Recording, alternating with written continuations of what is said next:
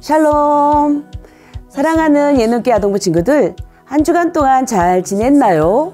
복된 주일 하나님께 예배드리기로 결단하고 예배의 자리에 나온 우리 친구들을 예수님의 이름으로 환영하고 축복해요. 날마다 우리에게 한없는 사랑과 은혜를 베푸시는 신실하신 하나님께 감사하며 예배드려요. 사도신경으로 우리의 신앙을 고백하겠습니다. 나는 전능하신 아버지 하나님, 천지의 창조주를 믿습니다. 나는 그의 유일하신 아들, 우리 주 예수 그리스도를 믿습니다. 그는 성령으로 잉태되어 동정녀 마리에게서 나시고 본디오 빌라도에게 고난을 받아 십자가에 못 박혀 죽으시고 장사된 지 사흘 만에 죽은 자 가운데서 다시 살아나셨으며 하늘에 오르시어 전능하신 아버지 하나님 우편에 앉아 계시다가 거기로부터 살아있는 자와 죽은 자를 심판하러 오십니다. 나는 성령을 믿으며 거룩한 공교회와 성도의 교제와 죄를 용서받는 것과 몸의 부활과 영생을 믿습니다. 아멘.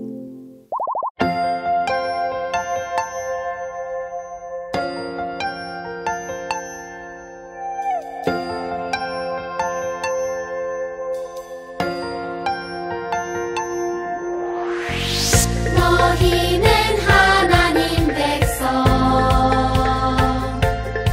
하나님 너희를 잊지 않으시리.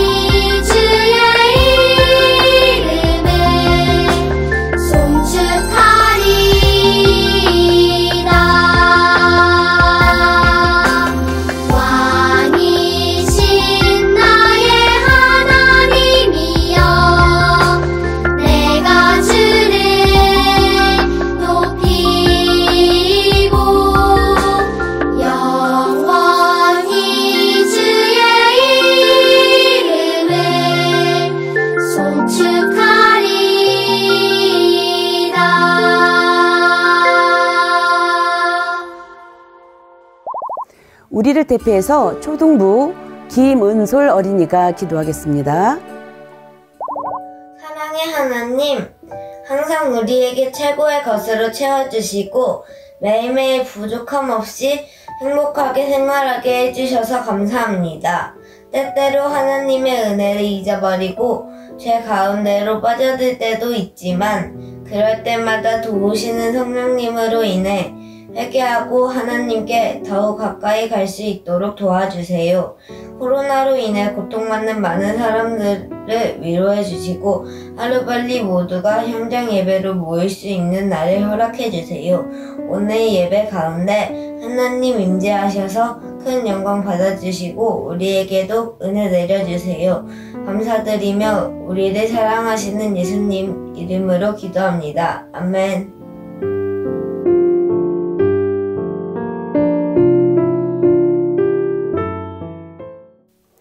오늘 하나님이 우리에게 주시는 말씀은 창세기 4장 1절에서 7절까지의 말씀입니다. 구약성경 4면에 있습니다. 우리 다 같이 이 말씀 찾아볼까요?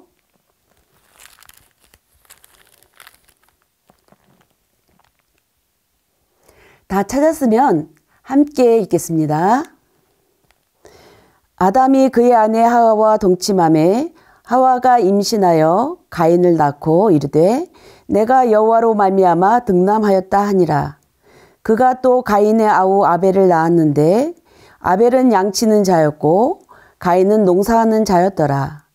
세월이 지난 후에 가인은 땅의 소산으로 제물을 삼아 여호와께 드렸고 아벨은 자기도 양의 첫 새끼와 그 기름으로 드렸더니 여호와께서 아벨과 그의 제물은 받으셨으나 가인과 그의 제물은 받지 아니하신지라. 가인이 몹시 분하여 안색이 변하니 여호와께서 가인에게 이르시되 내가 분하여 함은 어찌 됨이며 안색이 변함은 어찌 됨이냐. 내가 선을 행하면 어찌 낯을 들지 못하겠느냐.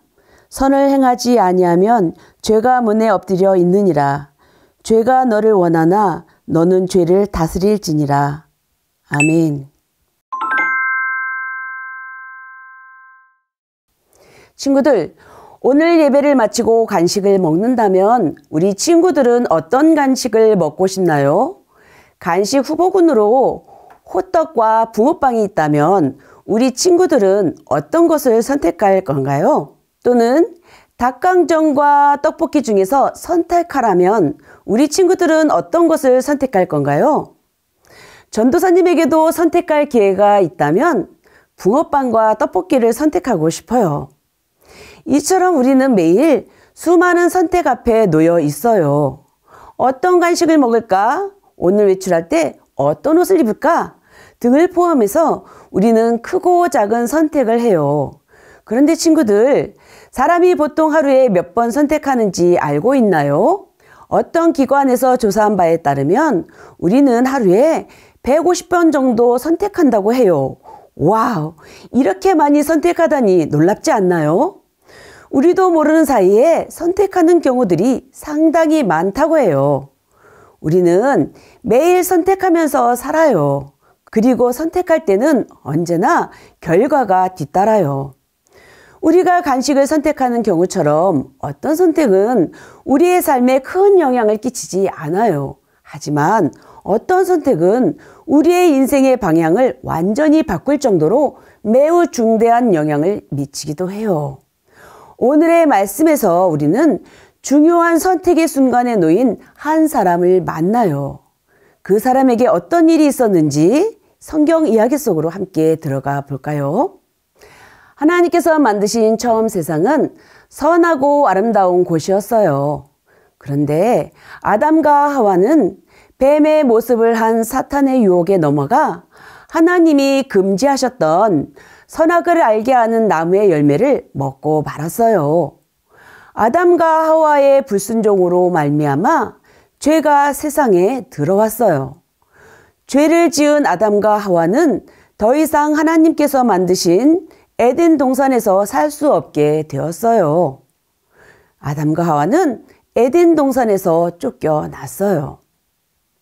에덴 동산에서 쫓겨난 아담과 하와는 2명의 아들을 낳았어요. 첫째 아들의 이름은 가인이었고 둘째 아들의 이름은 아벨이었어요.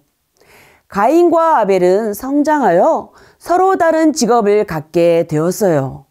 가인은 농사를 짓는 농부가 되었고 아벨은 양을 치는 목자가 되었어요. 시간이 흘러 어느 날 가인과 아벨은 하나님께 제사를 드렸어요. 다시 말해 하나님께 예배를 드렸어요. 두 형제는 제사를 드릴 때 빈손으로 하나님께 나가지 않았어요. 둘 다 모두 제물을 하나님께 드렸어요. 농부였던 가인은 농사를 지어 거둔 곡물을 드리고 목자였던 아벨은 자기가 기른 양의 첫 새끼들의 기름으로 드렸어요. 그런데 문제가 발생했어요. 하나님께서 아벨이 드린 제사는 받으셨는데 가인이 드린 제사는 받지 않으신 거예요. 왜 하나님은 아벨의 제사만 받으셨을까요? 4절과 5절을 보면 단순히 제물의 문제만은 아니라는 것을 알 수 있어요. 우리 함께 읽어볼까요? 여호와께서 아벨과 그의 제물은 받으셨으나 가인과 그의 제물은 받지 아니하신지라. 이 말씀에 의하면 하나님께서 받으신 것은 무엇이죠? 아벨과 그의 제물을 받으셨어요. 그리고 하나님께서 받지 아니하신 것은 무엇인가요? 맞아요. 가인과 그의 제물을 받지 아니하셨어요. 이것은 무엇을 의미할까요? 하나님은 제물만 받으시거나 거절하신 것이 아니었어요. 제물을 드린 사람을 제물과 함께 받으시거나 거절하셨어요. 따라서 제물을 드리는 사람의 마음가짐과 태도가 문제였다는 것을 짐작할 수 있어요. 아벨이 드린 예물은 무엇이었죠? 아벨이 드린 것은 양의 첫 새끼와 그 기름이었어요. 여기서 우리가 주목할 단어는 첫 새끼와 기름이에요. 아벨은 하나님께 양의 새끼들 중에서 아무거나 드린 것이 아니라 처음 태어난 양의 새끼들을 구별하여 먼저 하나님께 드렸고 그 중에서도 당시에 제사에서 가장 귀한 부위라고 인정되었던 기름을 제물로 드렸어요. 이를 통해 우리는 아벨이 하나님께 최고의 선물을 드리려고 노력했다는 것을 알 수 있어요. 반면에 가인의 제물에 대해서는 아무런 설명이 없는 것으로 보아 가인은 형식적으로는 제사를 드렸지만 최선의 것으로 예물을 드린 것 같지는 않아요.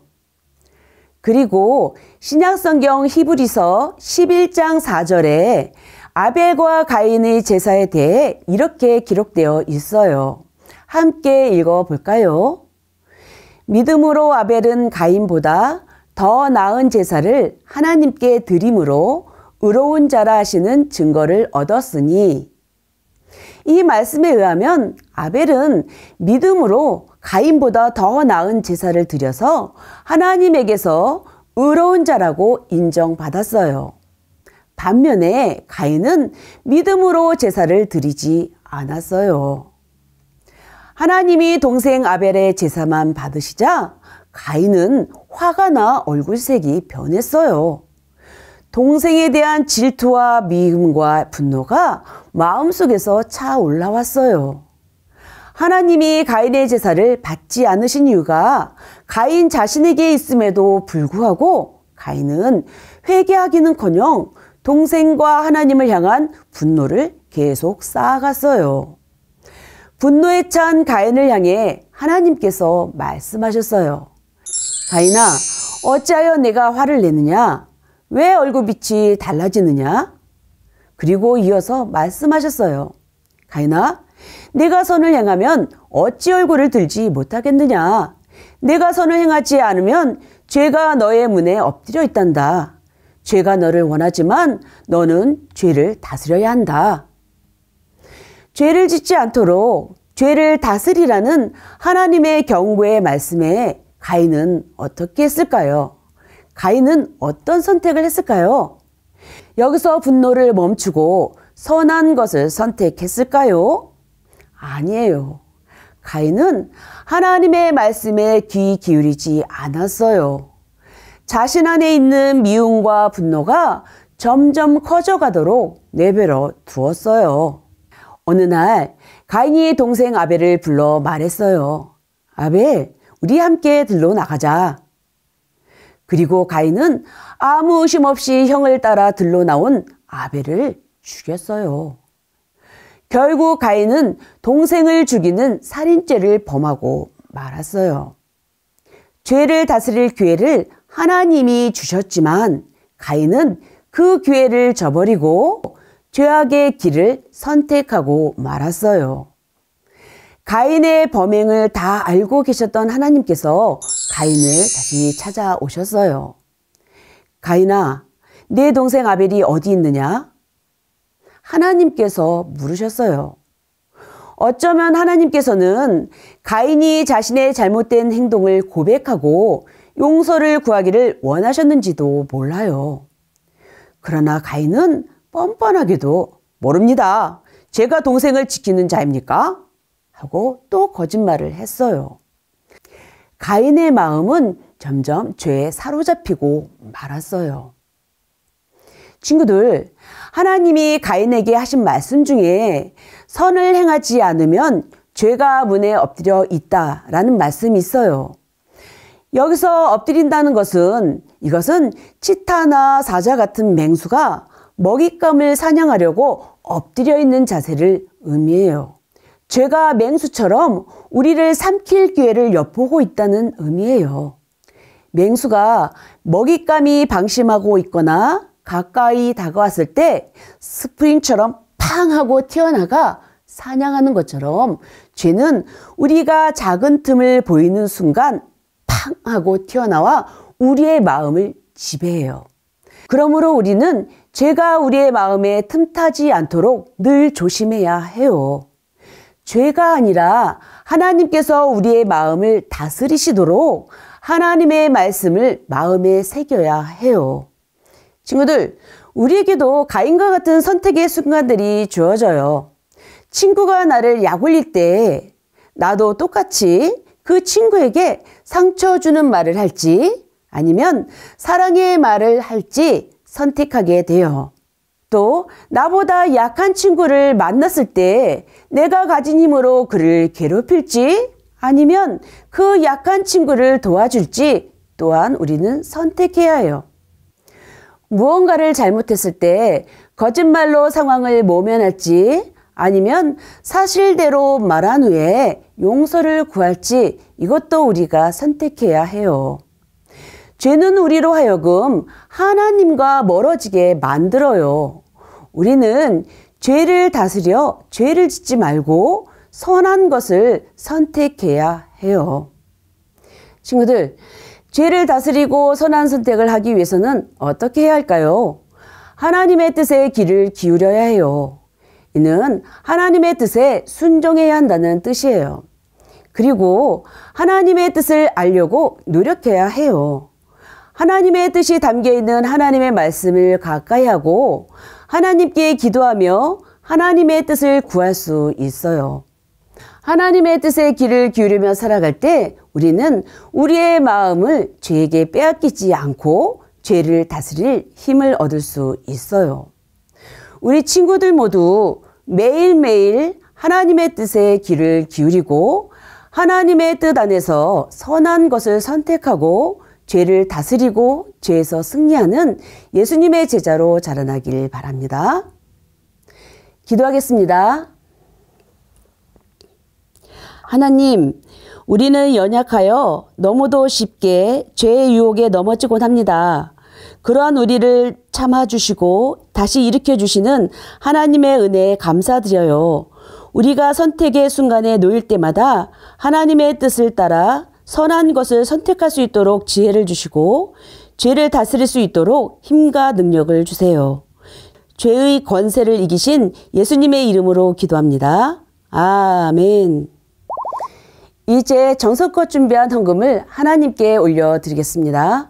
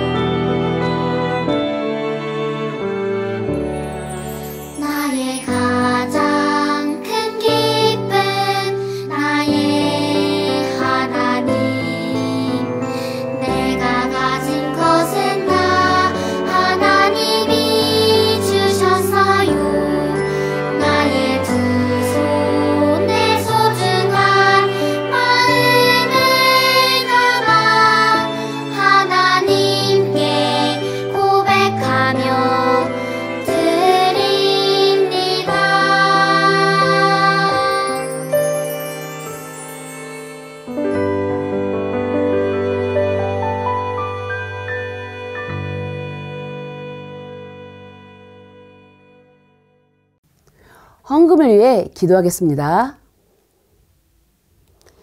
하나님, 하나님의 뜻 안에서 선한 것을 선택하고 죄를 다스릴 수 있도록 날마다 도우시는 하나님 은혜에 감사하며 이 예물을 드립니다. 이 예물이 하나님이 기뻐하시는 곳에 사용되게 해주세요. 예수님의 이름으로 기도합니다. 아멘. 주기도문으로 예배를 마치겠습니다. 하늘에 계신 우리 아버지, 아버지의 이름을 거룩하게 하시며 아버지의 나라가 오게 하시며 아버지의 뜻이 하늘에서와 같이 땅에서도 이루어지게 하소서.